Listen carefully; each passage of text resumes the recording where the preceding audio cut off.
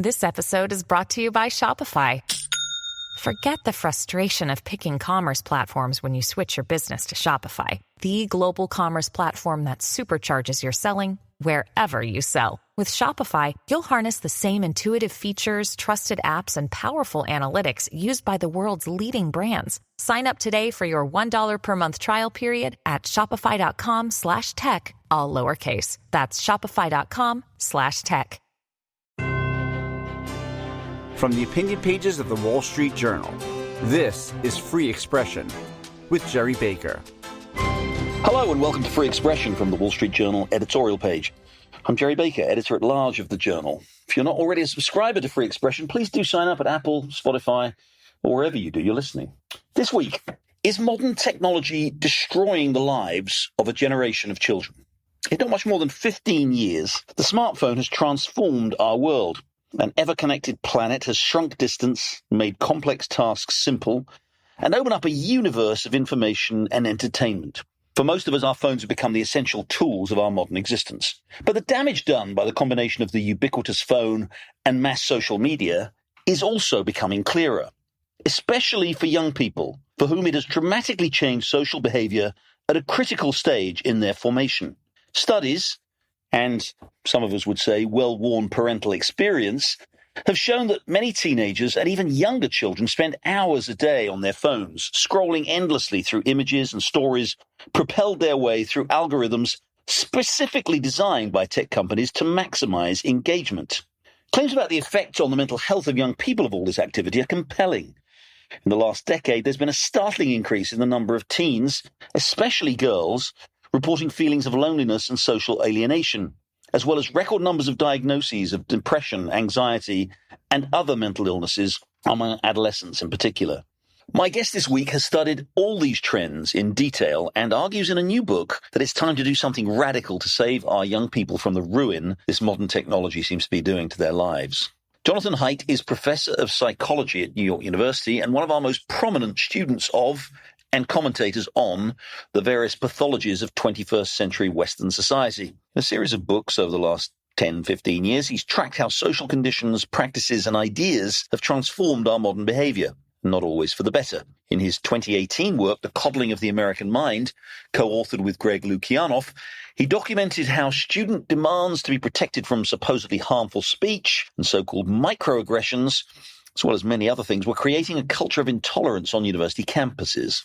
In his latest book, The Anxious Generation, How the Great Rewiring of Childhood is Causing an Epidemic of Mental Illness, Professor Haidt takes on the technology and social media companies and the damage he says they're causing to the minds of young people. And he lays out what we should do to halt and reverse the slide. And Jonathan Haidt joins me now. Professor Haidt, thanks very much for joining Free Expression.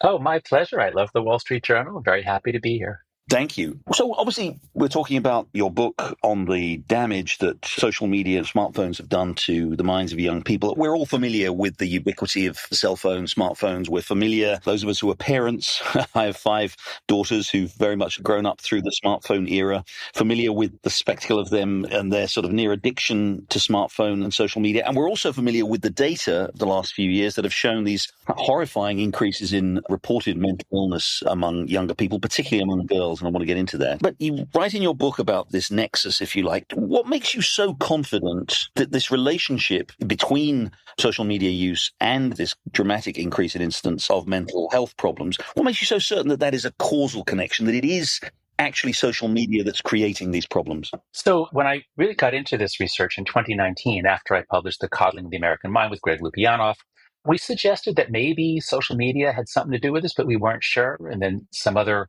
researchers challenged us and said, no way, it's just a correlation, it's not causation. And so in 2019, I really wasn't sure.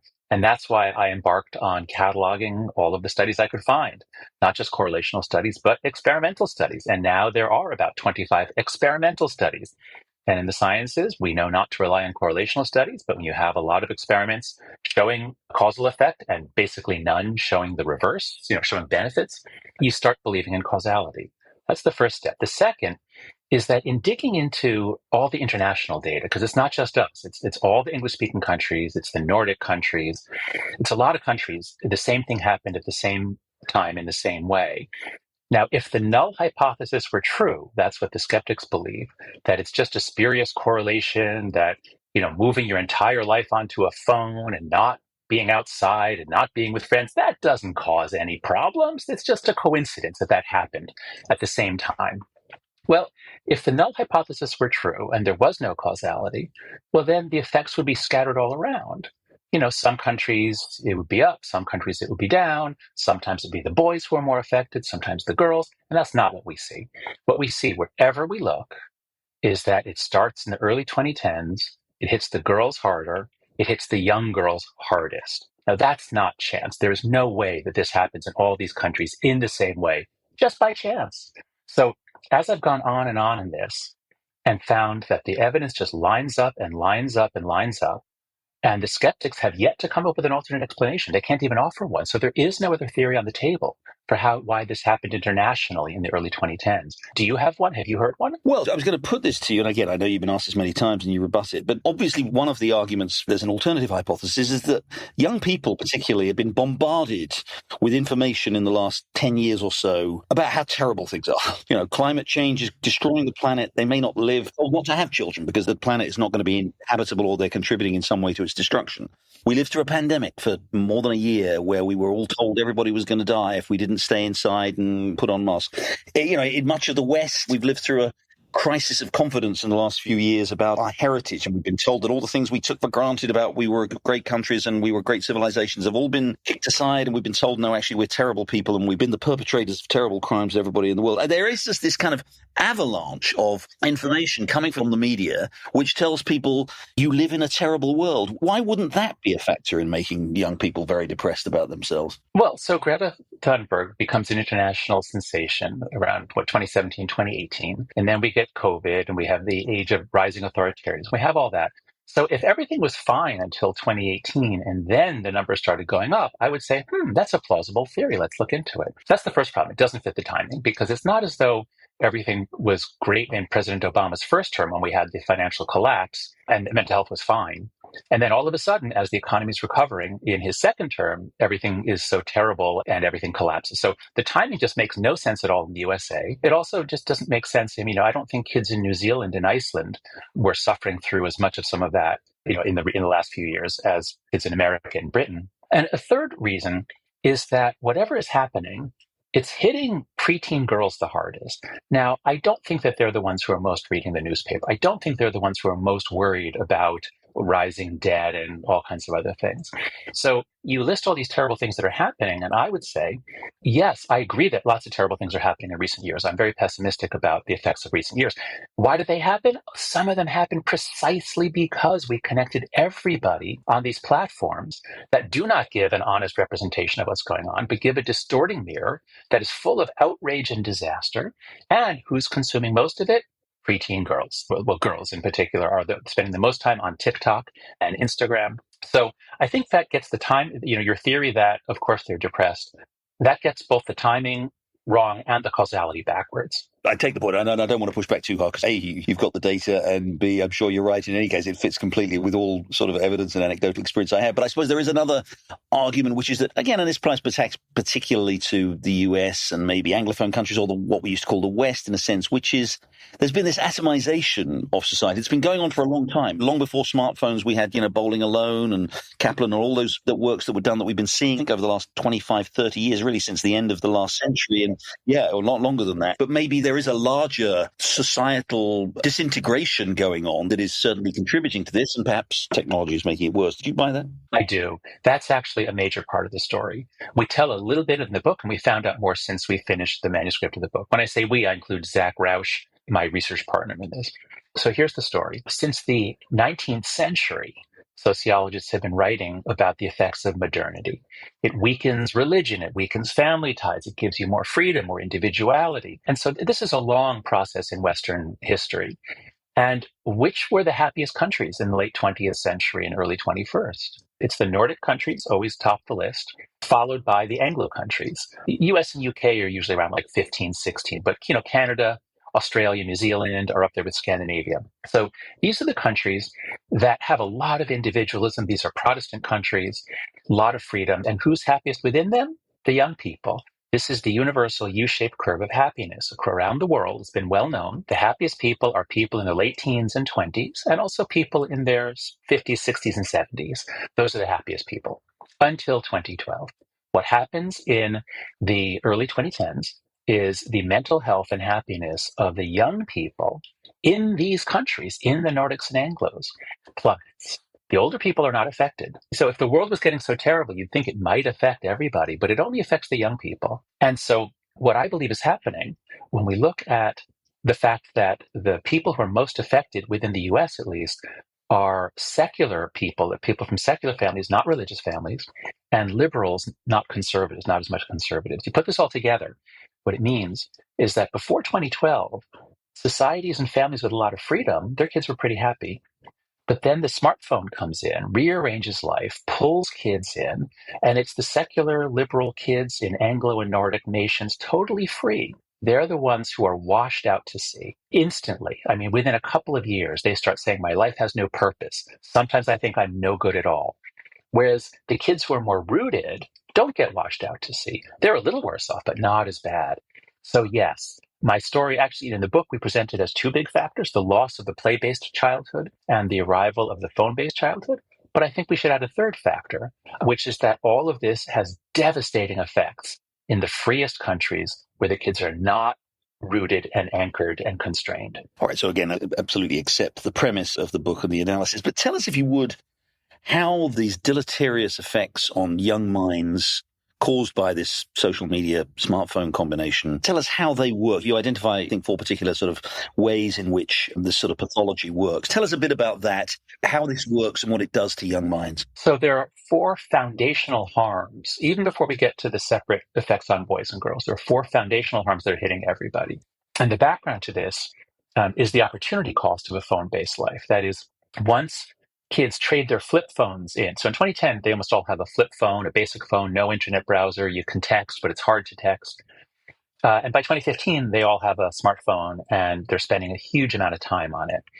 Recent research shows that in America, at least, it's 5 hours a day just on social media and another 3 to 4 hours a day on all the other stuff. So we're in the ballpark around 9 hours a day.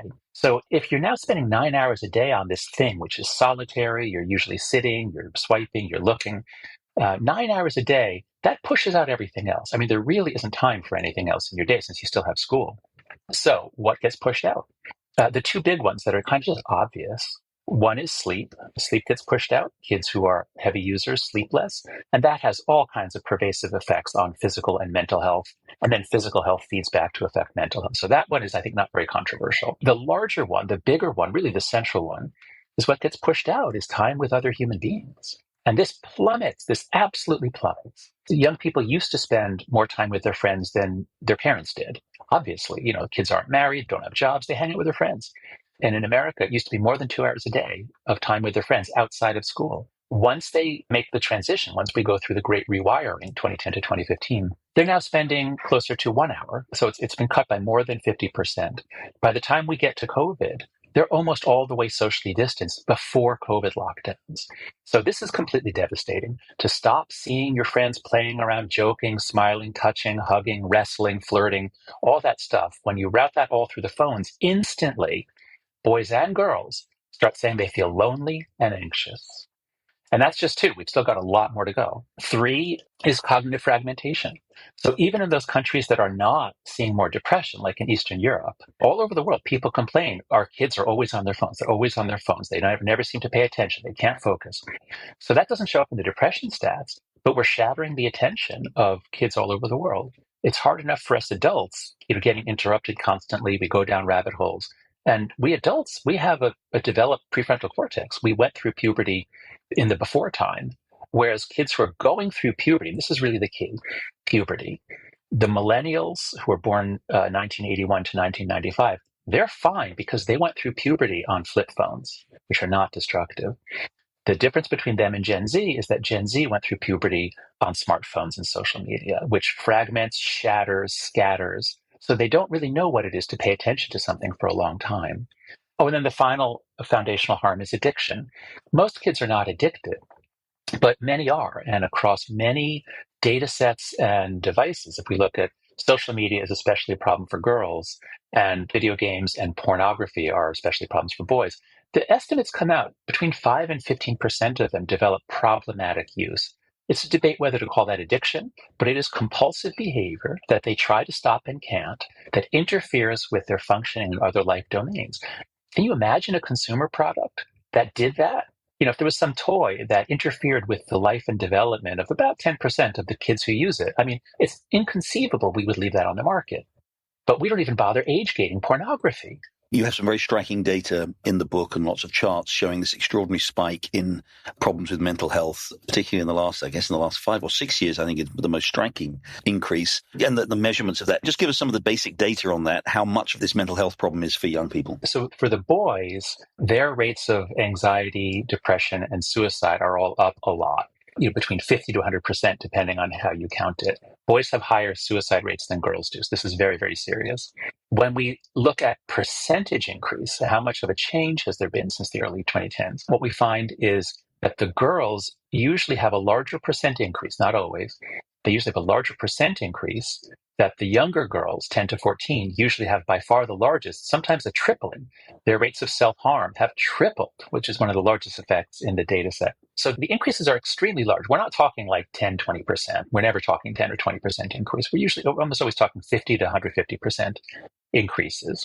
Many of those numbers are very steady from about 2012. It begins very suddenly, 2012, 2013. There's no sign of this in 2011, 2010. But 2012, 2013, all the curves start going up, and they go up a lot. And many go up straight. Now, I think what you're referring to is that for girls, and it's crucial, you must always ask for your graphs to be broken down by boys and girls. Never trust a graph that mixes them together because the stories are different. For girls, you do sometimes see a big increase in the last 5 years because girls, there's a big sex difference on politics and on COVID. Girls were much more affected by COVID. They believed the mask mandates. They believed the full-on stories. They believed the maximalist case about COVID that was embraced by the left. Boys were more likely to believe the minimalist case that was espoused by the right.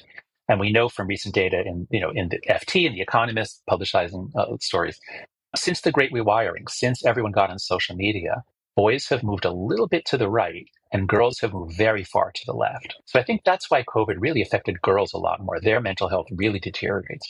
The other possibility is TikTok, because TikTok only becomes super popular during COVID, just before COVID, and girls are spending a lot more time on TikTok. So that might also explain higher rates of mental illness. I don't want to overdo playing the skeptical role, but some people might say, well, there's been a kind of an explosion of identification of mental problems as being conditions. And again, I want to play the old man here, but, when I was growing up, and probably you too were about the same age, kids were miserable sometimes. They went through bad phases, they were unhappy about things, unhappy about boyfriends, girlfriends, school friends, social networks, all this kind of stuff. And they didn't go and see a psychiatrist. They didn't get prescribed antidepressants. Again, I'm not necessarily making a judgment about this. It may be better that we do this, but there is just much more awareness now and much more of a tendency to treat what we used to think of as kind of bit typical sort of growing up issues as serious mental problems. I don't know if that's even measurable and to the extent to which you've looked at that, but how much could that be a factor in this? Yeah, I think that is a factor. So when you and I were young,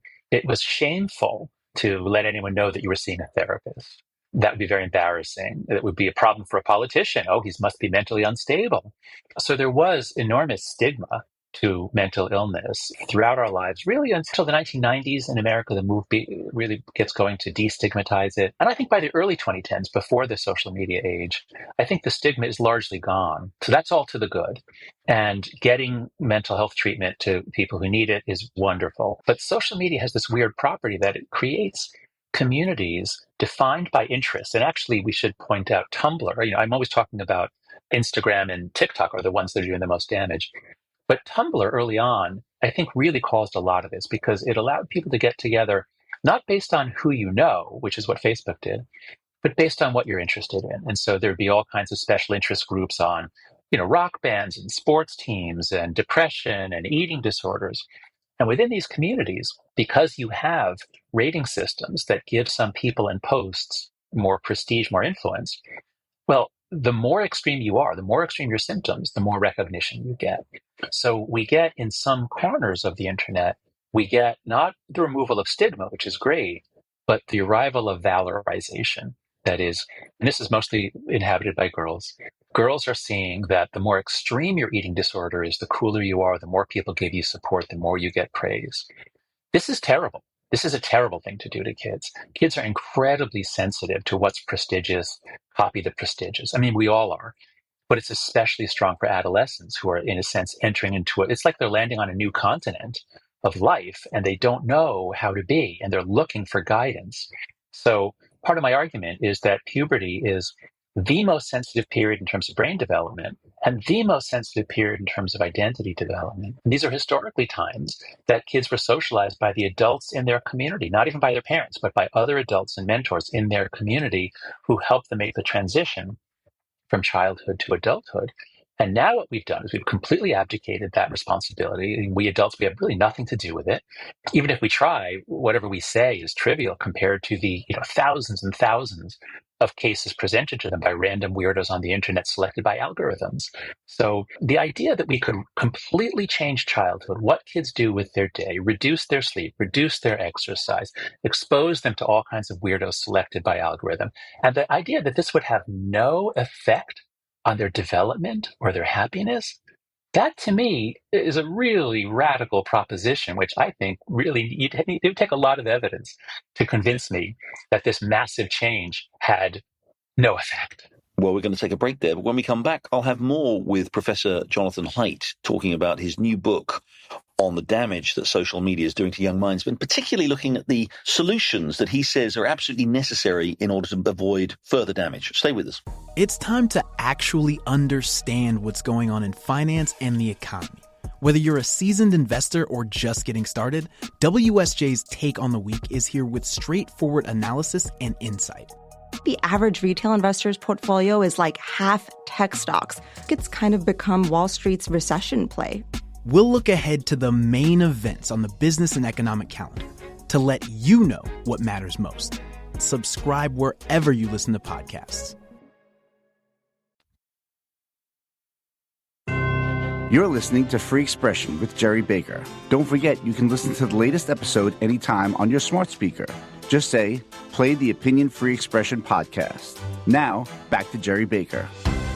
Welcome back. I'm talking with Professor Jonathan Haidt, author of a new book, The Anxious Generation, How the Great Rewiring of Childhood is Causing an Epidemic of Mental Illness. And you talk a lot, and you have done here, about the importance to understand the difference between boys and girls. Can you just explain why you think that it is striking that girls do seem to, it affects boys and girls in different ways, but that in terms of those reported instances of depression, anxiety, social isolation, is that because girls are more, forgive me, I'm going to do a terrible faux pas here and, probably commit a sort of what would be regarded as sort of an old-fashioned, politically incorrect thing to say, but because girls are more conscious of their social environment, wanting to impress? Give us a sense of why it is that this does seem to affect girls differentially in this way. So differences in ability between boys and girls are not generally very large, but differences in interest are very large and very consistent across cultures. Girls are more interested in people and the relations among people and who said what to whom and who is dating whom. Boys are interested in that, but not as much. Boys are interested more in things. They're much more attracted to tools and building things and destroying things and doing things outside together. So social media caters to girls' greater interest in social relationships, but it doesn't help them in it. It exploits that. It'll ping them. Click here to see what someone just said about you. I just learned about this horrible feature on Snapchat. I used to not criticize Snapchat very much, but now I see Snapchat is terrible. They have this evil feature where if you pay $4 a month, you get to see everyone's solar system. That is, so you get an image of your best friend, and the closest planet is Mercury, and that is Tommy. It's not you. You thought you were the best friend, but no, Tommy is the one that she's most communicating with. And then comes, Venus is Robert, and you're only Earth. You're third. And so this is just pure evil, to take adolescent insecurities about their friendship networks, to map them out, and therefore motivate you to use Snapchat to communicate more often with your friend. This is evil. Of course, this hurts everyone, but social media is just really targeted at all of girls' weaknesses and vulnerabilities around emotions and social relationships. And it just cranks them up for the company's benefit. Okay, so what is to be done? That's the big question. You spend a lot of time in the book dwelling on this and giving your solutions. Give us a summary of what you think, both at the sort of legislative level, but perhaps more broadly at the kind of social level, what we should be doing here to address these problems. So first, there are so many proposals that focus on content. Can't we filter out this, give them less eating disorder content? To which I say, really? Like, you're going to accept that kids are spending 5 hours a day on Instagram and TikTok, and you're going to just try to make it a little bit less harmful? No, we've got to let kids get through puberty with lots of experience in the three-dimensional five senses world. So the most important things that we can do are delay smartphones till high school. We've got to clean all of this stuff out of middle school. Middle school is the most vulnerable period. That's when the greatest damage is done to the girls. Even the skeptics, the scientists that I'm arguing with, even they find that 11 to 13 is the period of maximum damage for girls. So clear it all out of middle school. So just to be clear, this is a recommendation that school districts... To parents. To parents. No, for parents. Oh, I see. Not to introduce for the schools themselves. Right. We'll get to that. Okay. So the problem here is a collective action problem, that the reason we give our kids a smartphone at age 10 is because everyone else did. We don't want our kid to be left out. So what I'm urging is we have to have a collective understanding of what has happened, why we're trapped. Nobody likes this. The parents don't like what's happening. Even the kids don't like their phone-based lives. They would like an escape. So if the parents would generally agree, wait until high school, no smartphone before high school. Second, no social media till 16. Do not let your kid on TikTok and Instagram when their brain is still being, rapidly rewired. Keep away the random weirdos until they're at least 16. The third, which is the easiest of all, is phone-free schools. All schools from K through 12. The phones are useful for drop-off and pick-up. I want kids to walk to school alone, not be driven. So phones are useful. But once you arrive, lock it up in a phone locker or yonder pouch. Because if the phone is in the pocket, and if anyone is texting, everyone has to check. Everyone has to check. Otherwise, they're going to be so embarrassed at lunch when they're the only one who doesn't know what happened in that thing between so-and-so and so-and-so. So the research shows if kids have a phone, then they are checking it during class. They're watching videos during class. Doesn't matter if the school has schools say we ban phones. They're not allowed to take them out during class. No, they're taking them out during class. And even if you could enforce your ban with a large police force, that just guarantees that as soon as class is over, they're all on their phones. In the hallway, in between classes, they're not talking to each other. So phones in schools are a complete disaster. There's no counter-argument here. There's nothing on the other side. There's no benefit. So that one's easy. That one we can do this year. And then the fourth, just to finish up, the fourth is far more independence, free play, and responsibility in the real world. Because we can't just take away all the noxious elements of the phone-based childhood. We have to return a play-based childhood. We have to send them out in groups outside to play without an adult with a whistle saying, no, don't do that. I'll mediate your fights. What are you doing? Kids have to learn to be self-governing.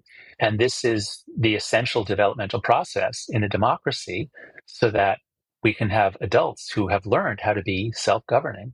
I wonder how practicable all this is. This is the question again, and I speak to some extent with experience as a parent. I know you're a parent too, and I think from what I've read, you have more success with your children in terms of depriving them of these things that they seem to be so essential to their lives. Because you know what it's like. You said it is a collective action problem. If one particularly hard-pressed parent going through a divorce or having other issues, whatever, feels that just the need to give in to their child to have this. And the other problem, sorry to raise two at the same time, the other problem is that also isn't to some extent, aren't you sort of some extent trying to put toothpaste back in the tube here? This stuff is out there. Social media's been invented. A whole generation of kids have grown up with it. It's there. People are compelled to use it for a reason, not because they're literally required to, but because it is compulsive. It's there. It's very appealing. It's very attractive. I'm just wondering whether these sort of voluntary measures, these parental measures, or even school-based approaches, whether that's really going to be able to reverse this tide. Yeah, it is like putting toothpaste back in a tube. I wouldn't want to have to do that. That would be a hard thing to do. But, if an entire generation had a doubled rate of depression, anxiety, self-harm, and depression, if an entire generation was coming out less ambitious, more anxious, more fragmented, I'd go to the trouble to put the toothpaste back in the tube. I mean, it can be done, and it has to be done. We don't really have an option here. We're losing a generation. The outcomes for Gen Z are so horrible that for us to not do something because, it'll be hard, so let's not bother. I mean, that would be the greatest abdication of parental and adult and social responsibility in history. So just to conclude, what do you think are the long-term, if we don't change course, and if we do continue like this and continue to have these kids, so many young people growing up with these various pathologies, what do you think it means for us, for wider society? Has this ever been studied when you have a period when people go through trauma, I suppose the trauma of war or something like that? What are the long-term impacts on the cohesion and indeed the very values of a society that we're trying to build? No, this has never been studied because all we have are cases of societies that go through trauma. And when that happens, it tends to cause a generation that has very high trust in social capital. You get the greatest generation, you get the toughening. So societies, there's research showing that when kids are young, during a time when their country is attacked, during wartime, like my parents were young during World War II, it makes them great cooperators, great patriots. They have an enormous sense of mission and purpose. So this has nothing to do with what happened to Gen Z. Gen Z wasn't hit by trauma. Gen Z was hit by isolation and aloneness. That doesn't energize you, that makes you depressed. The way to make someone depressed is not to say the world is terrible, look at all these threats. That doesn't make people depressed. The way to make them depressed is to say, here, spend your time in solitary confinement. Spend your time alone on your bed looking at pictures of other people's lives. That's the way to make a generation depressed. And since that's never happened before, we have no guide. But I can prognosticate. The rates of depression and anxiety for girls keep rising, and they're getting close to 50%. Nearly 50% of girls are either depressed or anxious. So let's imagine a world in which it goes up to 70%, in which almost all young women are depressed and anxious. Now, this is going to have enormous ramifications for the economy, for their work productivity. They're not going to start companies because depressed, anxious people aren't going to be, this fount of confidence and activity and careful risk-taking. They're going to take safe jobs. So the girls are going to go off that way. Generally, they don't want to have children anymore. I forget the latest poll, but the desire to have children has plummeted. So we're not going to have many women who want to have children. The boys, it's not so much that they're mostly depressed. They're not mostly depressed and anxious. The boys are just mostly investing all their time in the virtual world. It's so cool. It's so easy. You want sex? You got it. It's free. It's amazing. They can now have AI girlfriends, especially once the goggles come in. And you can go out on a date with your AI girlfriend, and you can get a photo of you sitting next to her. Now, with advances in robotics, once AI girlfriends are put into convincing robots, the boys will have no further need for these anxious and depressed girls, and they'll just be off with their robot girlfriends. So I don't know about you, but this to me is a pretty dystopian vision of the future. I think we should put the toothpaste back in the tube. I think we should put a stop to this. I think we should say, let the kids get through puberty. If adults want to have robot AI girlfriends, I'm not going to stop them. But for God's sakes, I don't want my children to be offered robots I would see, but my children can be offered virtual AI girlfriends and boyfriends by companies without my knowledge or permission. There's no age gating anywhere on the internet, at least in these sorts of things. Yeah, I think the vision is horrific. And as you say in the book, that you are very much knocking on an open door here, because I think everybody, you speak to many more than I do, but speaking again as a parent, I don't know anybody who doesn't agree with either the premise of what you're arguing, or even if they don't necessarily always agree with all of the solutions, that this is a huge problem and we have to deal with it. And that's why I think we're going to be successful, because almost everybody wants to change. I have yet to meet a journalist who seemed to think that I was wrong. Almost always they say, as you did, that they have children, that they see it in their own children or in the children of their friends or their siblings. So everyone sees it.